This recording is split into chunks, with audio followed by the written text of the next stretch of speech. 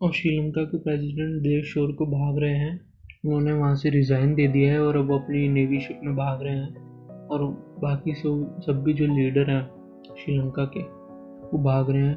अब आप सोचोगे कि वो क्यों भाग रहे हैं नेवी की शिप में, तो रीज़न दिख रहा होगा कि आपको आजकल न्यूज़ में आ रहा होगा कि बहुत सारे लोग प्रोटेस्ट कर रहे हैं, रोड पे जा रहे हैं और प्रेसिडेंट हाउस के अंदर चले गए, स्विमिंग पूल के प्रोजेक्ट वहाँ पे चले गए, उनको यूज़ किया।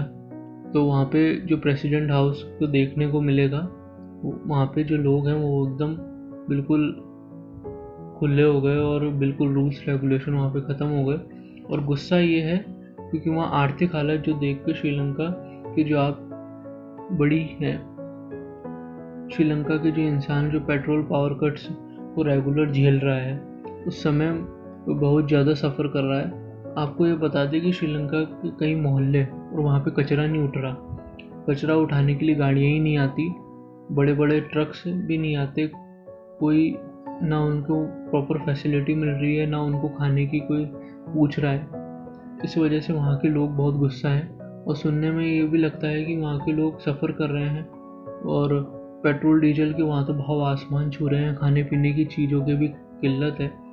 अपनी इंडिया ने और अमेरिका ने भी थोड़ी हेल्प करी है, लेकिन ये हेल्प भी उनके लिए काफ़ी नहीं है क्योंकि इतने सारे जो थे डॉक्टर की फैसिलिटी नहीं है वहाँ पे, और डॉक्टर की गाड़ियाँ भी नहीं आती थी, ना वहाँ के लोग गाड़ी यूज़ कर पा रहे हैं क्योंकि पेट्रोल के जो प्राइसेस वो बहुत हाई हैं। इस वजह से वहाँ पे सारी जो इंफ्रास्ट्रक्चर है और जो उनकी जॉब्स है वो भी वहाँ पे चली गई है।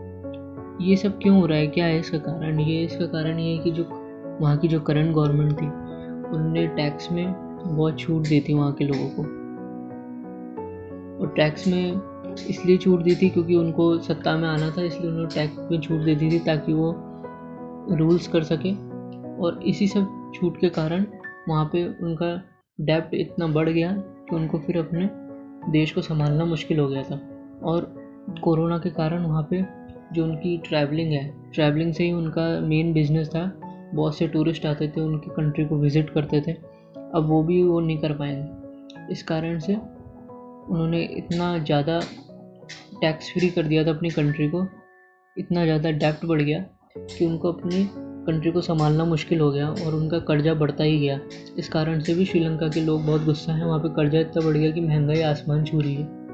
क्योंकि देखो आज जो स्टेट में हो रहा है वो कल को सेंट्रल गवर्नमेंट में भी हो सकता है कि सेंट्रल गवर्नमेंट कोई ऐसी आ गई जो सेंटर पे है और वो सारी चीज़ें फ्री कर दे, टैक्स फ्री कर दे सत्ता में आने के लिए, और टैक्स फ्री सब्सिडीज़ देने लग जाए और बिल्कुल फ्री अमाउंट पे फैसिलिटीज़ देने लग जाए। इससे ओवरऑल आगे बढ़ के अपन को ही नुकसान होगा और अपनी कंट्री डेब्ट में जाएगी और कर्जे में बढ़ता जाएगा। तो यही है कि टैक्स बिल्कुल फ्री नहीं होना चाहिए। कुछ हद तक टैक्स लेना भी ज़रूरी है क्योंकि गवर्नमेंट के पास बिल्कुल पैसा नहीं होगा तो वो लोन लेगी और लोन चुकाना बहुत मुश्किल हो जाता है, एक हद तक ही लोन ले सकता है इंसान। और इसका श्रीलंका का एक बड़ा कारण भी ये है कि उन्होंने चाइना से बहुत ज़्यादा लोन ले रखा था। अब चाइना से उन्होंने इतना लोन ले रखा था कि उन्हें संभालना मुश्किल हो गया था। और जब चाइनीज़ गवर्नमेंट ने उनको मना किया कि हम आगे लोन नहीं दे सकते उनको, तो उनको अपनी इकोनॉमी संभालना मुश्किल हो गया और मेरे ख्याल से उनकी इकोनॉमी इतनी ज़्यादा कोलैप्स हो गई कि उनको वहाँ से देश छोड़कर ही भागना पड़ा और वहाँ के लोग सड़कों पे आ गए। वहाँ आम आदमी की ज़िंदगी बहुत ही ज़्यादा मुश्किल हो रही है।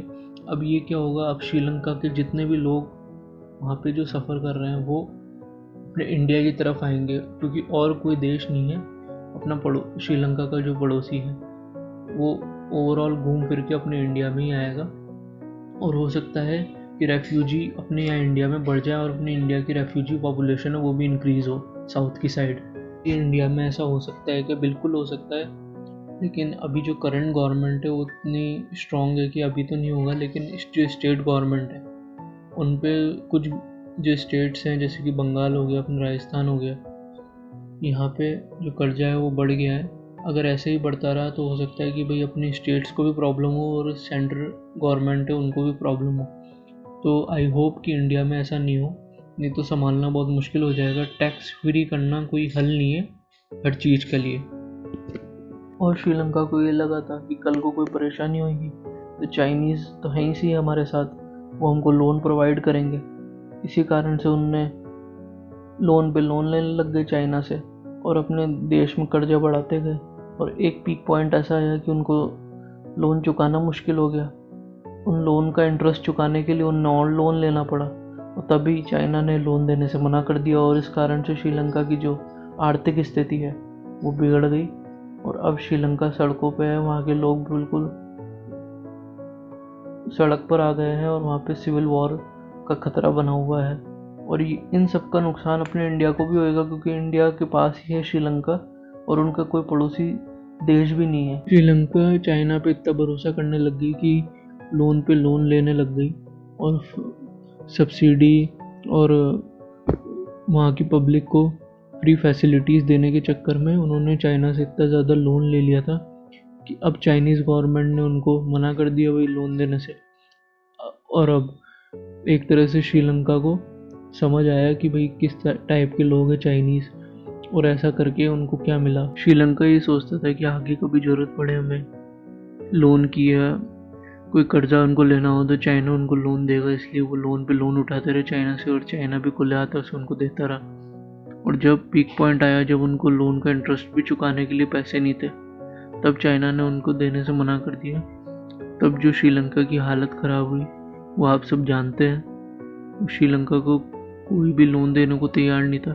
IMF अगर ऐसा होता तो वो लोन देता ही नहीं थे, वो देखता कि भाई इकोनॉमी की हालत ये है, मैं लोन नहीं दूंगा। लेकिन चाइना ने ऐसा कुछ भी नहीं किया और वो लोन पे लोन चढ़ाता गया ताकि वो इंडिया को काउंटर कर सके और ये श्रीलंका पे भारी पड़ गया। और आज की तारीख में श्रीलंका में इन्फ्लेशन रेट बहुत हाई हो गई। अगर आपको वीडियो पसंद आए तो लाइक शेयर सब्सक्राइब करिए। कमेंट्स के थ्रू अपनी क्वेरी दे सकते हैं।